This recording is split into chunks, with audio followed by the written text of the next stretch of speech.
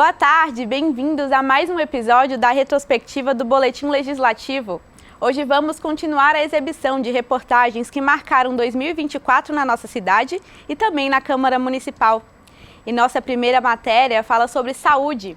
O antigo hospital de campanha contra a Covid-19 em São José tornou-se hospital de retaguarda no ano passado. A medida foi adotada para desafogar os atendimentos no hospital municipal.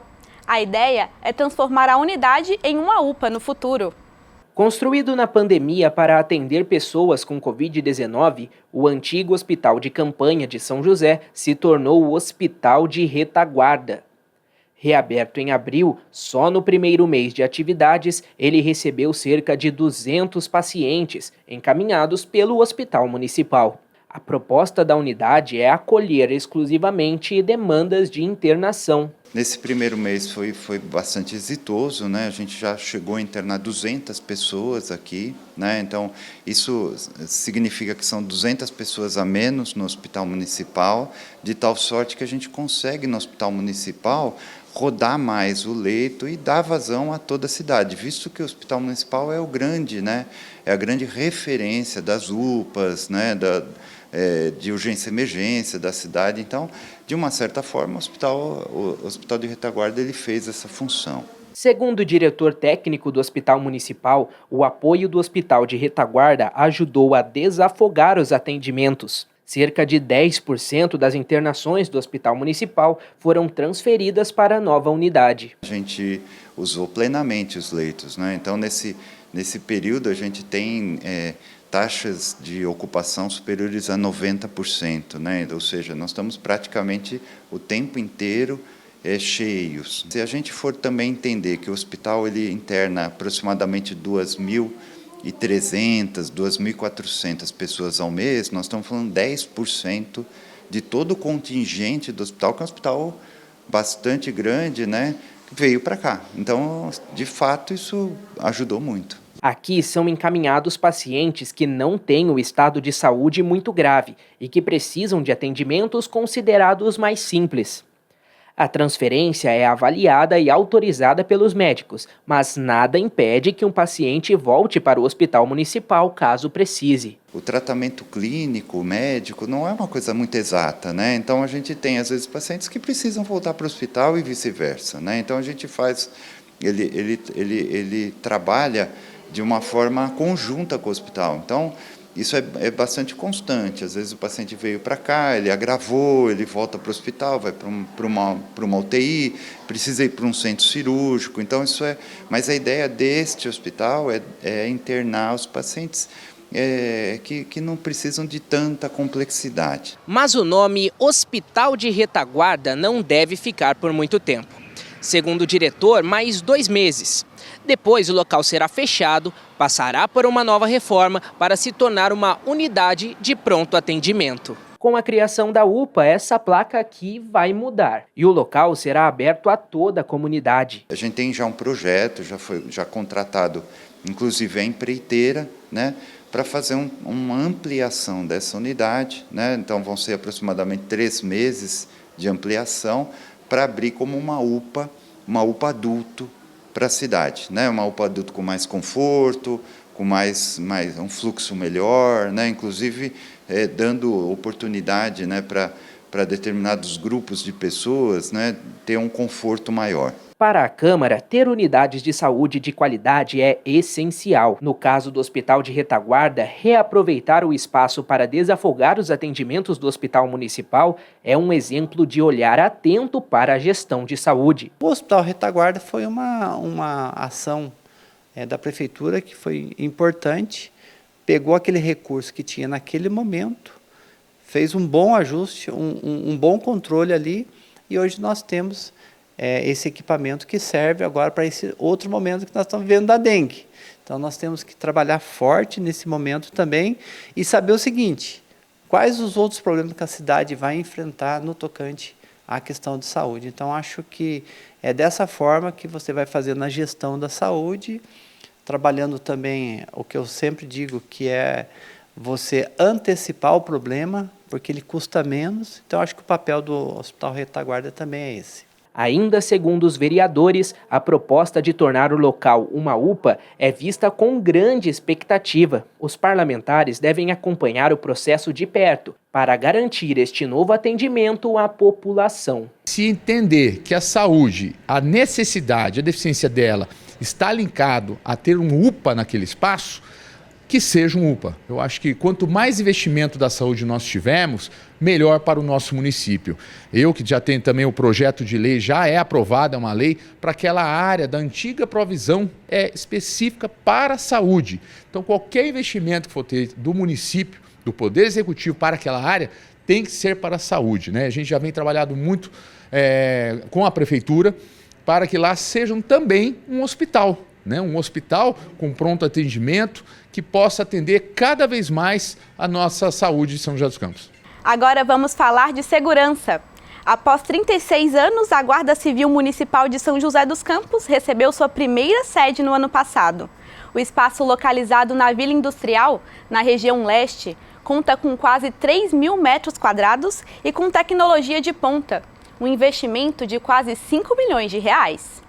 A Guarda Civil Municipal de São José dos Campos agora tem uma nova sede. Localizado na Vila Industrial, zona leste da cidade, o espaço também vai abrigar a estrutura administrativa da Secretaria de Proteção ao Cidadão, o Departamento de Fiscalização de Posturas e a Defesa Civil. Uma conquista para a GCM, que ganhou a primeira sede própria após 36 anos. Ganhar também a população com uma nova estrutura para atender melhor a cidade. Então é um dia muito feliz, né, poder contribuir com a cidade entregando um novo equipamento que vai fortalecer ainda mais a segurança da população de São José. A nova estrutura recebeu investimento de quase 5 milhões de reais. A sede da GCM conta com academia, dojo para treinamentos, tiro virtual e uma mini central do CSI. Além disso, foi reservado um espaço exclusivo para a patrulha da Lei Maria da Penha, onde serão acolhidas vítimas de violência. Aqui nós temos várias tecnologias, né? Mas o mais importante é o atendimento à população. Aqui as mulheres vítimas de violência doméstica poderão também fazer as suas denúncias para que sejam conduzidas à delegacia de polícia e também uma mini central do Centro de Segurança e Inteligência, podendo daqui ver todas as imagens da cidade para qualquer eventualidade que possa ocorrer, já de imediato as ações serem acionadas a partir dessa nova estrutura. A sede foi recebida pela equipe como uma forma de valorização ao trabalho realizado na cidade. O comandante Queiroz reforça que a atuação da Guarda é imprescindível no controle e na redução dos índices criminais em São José. Portanto, o investimento representa um reforço na segurança a curto, médio e longo prazo. Olha, essa nova estrutura ela está dando a condição de todo o contingente da Guarda Civil estar sitiado num único local. Então fica muito mais fácil para a administração de cursos, treinamentos e também para a questão de você, com o efetivo todo junto, você poder destinar missões até com reuniões prévias de explicação de como vai ser aplicada a missão. Fundada em 1988, a GCM conta com um contingente de mais de 300 profissionais, incluindo homens e mulheres dedicados a rondas preventivas em todos os bairros da cidade. Esse trabalho que traz essa nova estrutura, uma estrutura mais organizada para atender melhor a população no dia a dia, com as demandas, com as solicitações e até para receber a população aqui. Consequentemente, melhora a qualidade de vida da população aqui de São José. Vamos para a primeira pausa da nossa retrospectiva 2024. Na volta, vamos falar sobre alunos do ITA que conquistaram medalha de bronze na maior competição de robótica e inteligência artificial do mundo no ano passado. Te mostro mais detalhes já já. A pausa é rápida, fica com a gente.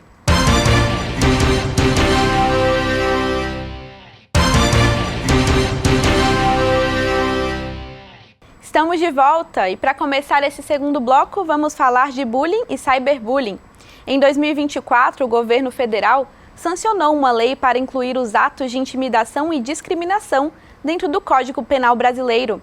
Agora são considerados crimes com penas previstas que variam de multa a reclusão. Um passo importante para combater esse tipo de atitude que provoca consequências sérias às vítimas. O Pedro é aluno do 4º ano do ensino fundamental e aos 9 anos já aprendeu uma lição para a vida: respeitar o próximo e ter empatia. Valores importantes que nesta escola da Zona Oeste são reforçadas em placas espalhadas pela sala de aula. A gente pega os problemas da sala e escreve em um papelzinho. As problemações você bota no eu critico e os bons no eu felicito. Aí os ruins a gente tenta achar uma maneira de acabar com eles, né? Aí a gente faz um combinado e tenta seguir esse combinado.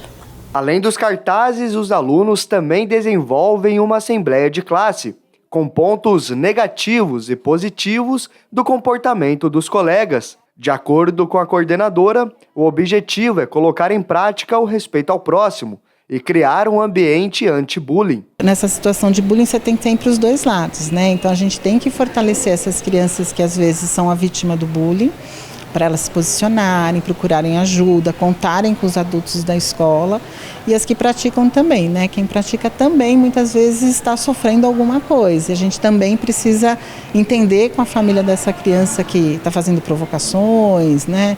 Alguma coisa do tipo, para alinhar esses dois lados. E para reforçar o combate ao bullying e cyberbullying, o governo federal sancionou uma lei para incluir os atos de intimidação e discriminação dentro do Código Penal. Com a nova legislação, essas atitudes viram crimes com penalidades previstas.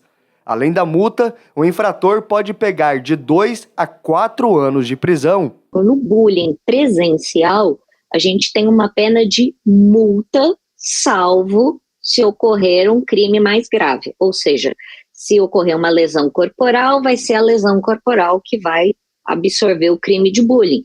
Se ocorrer uma injúria, uma calúnia, uma difamação, vai absorver o crime de bullying. Agora, o cyberbullying, ele está sendo punido com muito mais rigor, porque o legislador percebeu que a geração atual, ela não se comunica mais tete a tete.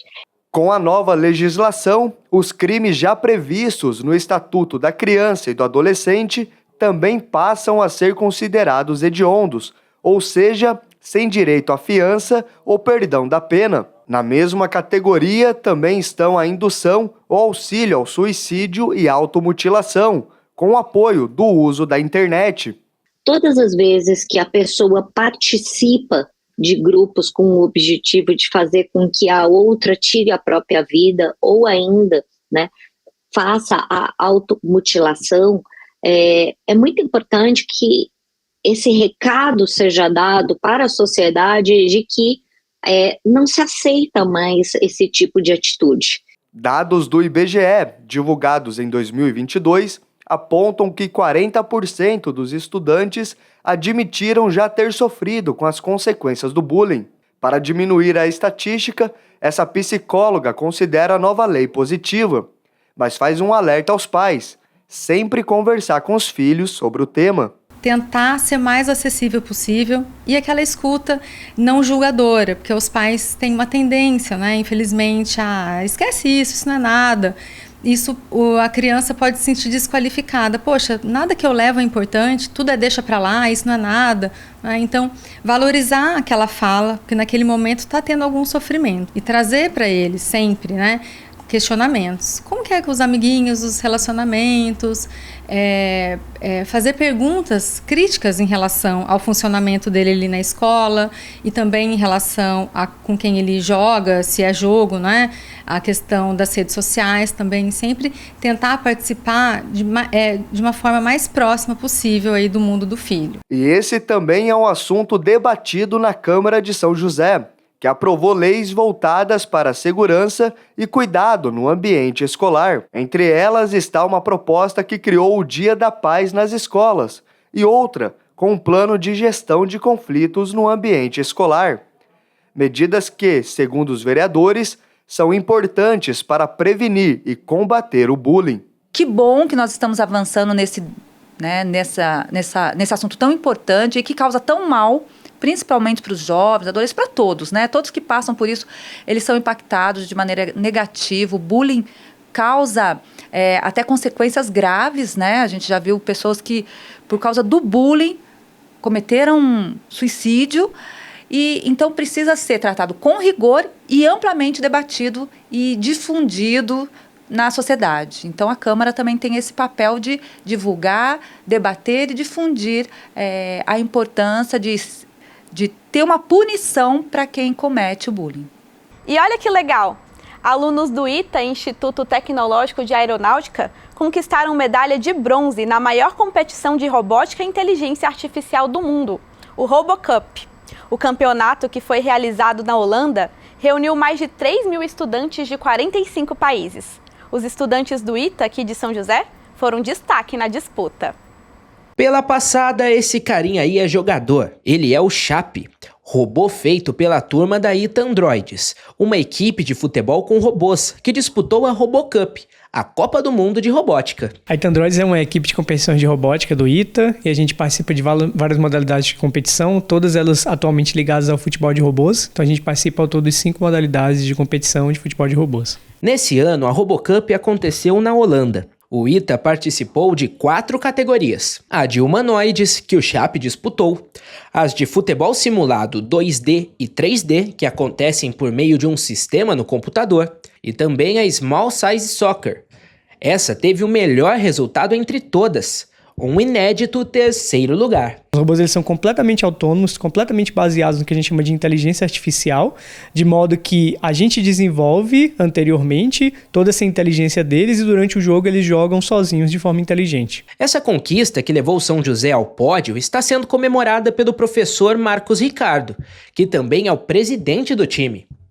A medalha veio na disputa contra o Canadá. No Small Size Soccer, a partida acontece em um campo de jogo. São 6 robôs autônomos e uma bola laranja. Ganha quem marcar mais gols.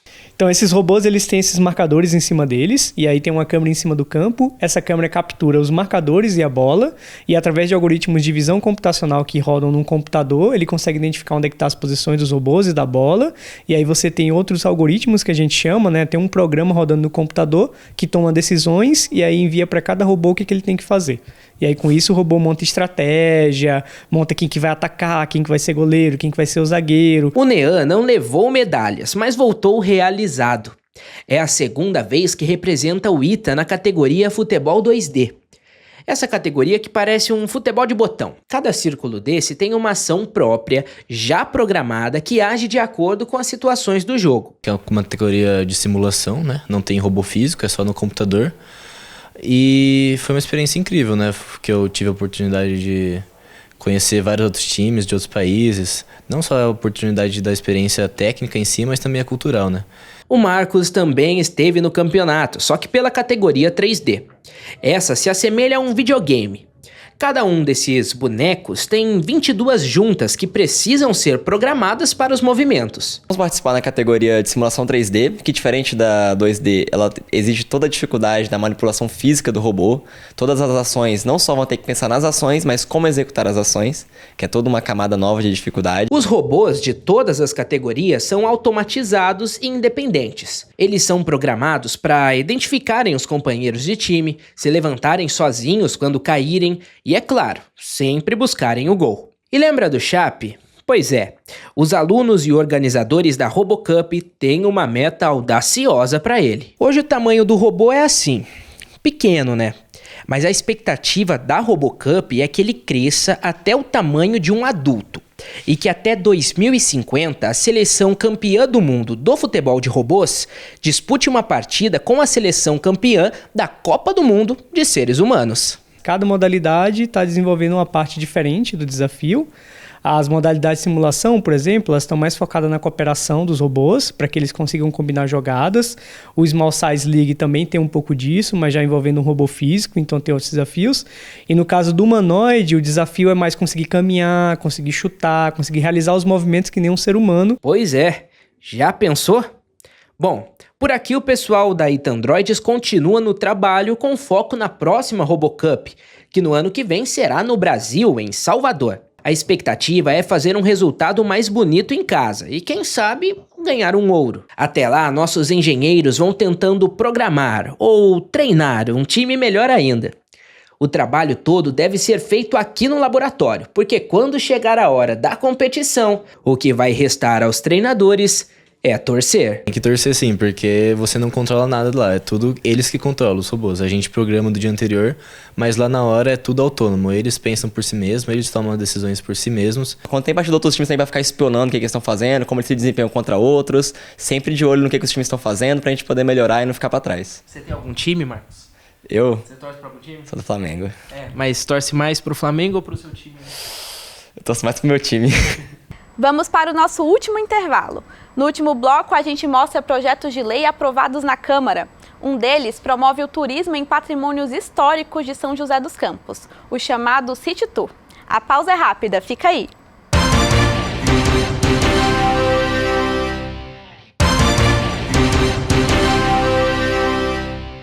Voltamos! Neste último bloco, vamos falar sobre saúde infantil. Nos primeiros anos de vida, algumas crianças enfrentam dificuldades para começar a falar. Muitas vezes, isso pode estar relacionado ao transtorno do desenvolvimento de linguagem. Para alertar a população sobre esse problema, a Câmara aprovou um projeto que instituiu no calendário de eventos da cidade a Semana de Conscientização do Transtorno do Desenvolvimento de Linguagem. A proposta é ampliar informações sobre o tema e incentivar a busca por tratamento. O transtorno de desenvolvimento da linguagem é um distúrbio que age diretamente na comunicação da criança, como, por exemplo, a dificuldade de se expressar e até mesmo de entender certos gestos e falas. Como alerta essa fonoaudióloga, quem sofre com o problema tem limitações para interpretar o sentido de uma determinada frase. O TDL, ele é um transtorno que age diretamente na comunicação, né, da criança. Então, sendo na comunicação tanto expressiva, ou seja, ela não consegue emitir, né, verbalizar, quanto receptiva. Ela não está conseguindo receber, entender, compreender essa fala. Os principais sinais do transtorno são fáceis de serem detectados. Esse pediatra destaca alguns sintomas que podem ser percebidos até mesmo em casa. Essas crianças também têm alterações sensoriais, alterações motoras, desde muito cedo, alterações na comunicação e na interação comunicativa, seja pela parte verbal, na produção de palavras, mas também na produção de gestos diminuídos. Crianças que têm uma dificuldade em olhar para outras crianças também têm essa condição. Então, toda a condição não verbal da criança precisa ser avaliada junto com desabilidades, especificamente na produção de palavras e na produção linguística, de maneira geral, colocar palavras em ordem ou fazer narrativas, e também na parte compreensiva, crianças que não respondem ao nome, crianças que não olham, crianças que têm dificuldade em discriminar sons. Ao perceber sinais como esses, um especialista como uma fono ou um pediatra devem ser procurados. Quanto mais cedo o diagnóstico do TDL, melhor para o tratamento. Na avaliação, cada detalhe é muito importante. Na avaliação global do desenvolvimento, a gente vê duas habilidades que são habilidades complementares. Uma é das praxias globais. E as praxias globais começam com os deslocamentos do corpo, as habilidades tônicas, equilibracionais e de interação primeiro com os planos, mas depois com os objetos e com as pessoas. Para alertar a população sobre o TDL, um projeto aprovado na Câmara instituiu no calendário de eventos da cidade a Semana de Conscientização do Transtorno do Desenvolvimento de Linguagem.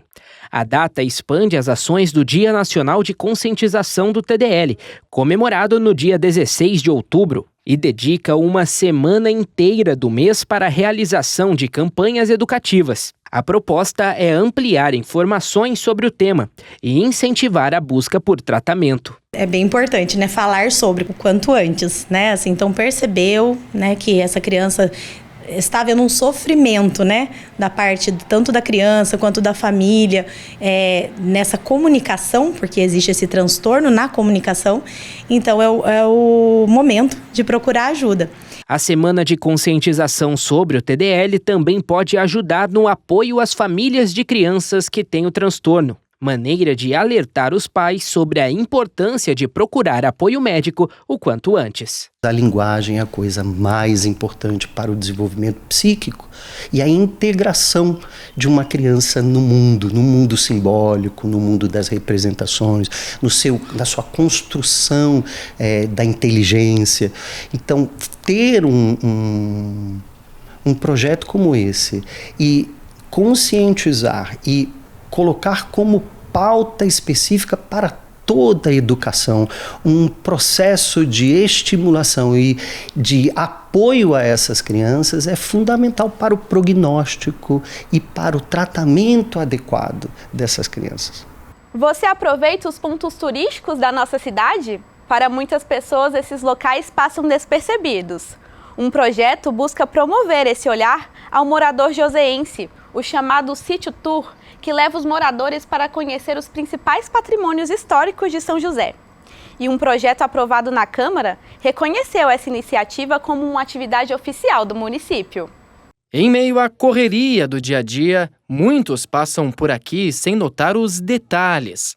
São José dos Campos, com uma rica cultura e patrimônios históricos, às vezes se torna despercebida para os próprios moradores. Como moradora, eu acho que eu conheço bem mais ou menos o turismo em São José. Por exemplo, uma amiga minha veio para cá e eu não sabia dizer para ela, onde que é legal conhecer? Eu não sabia dizer.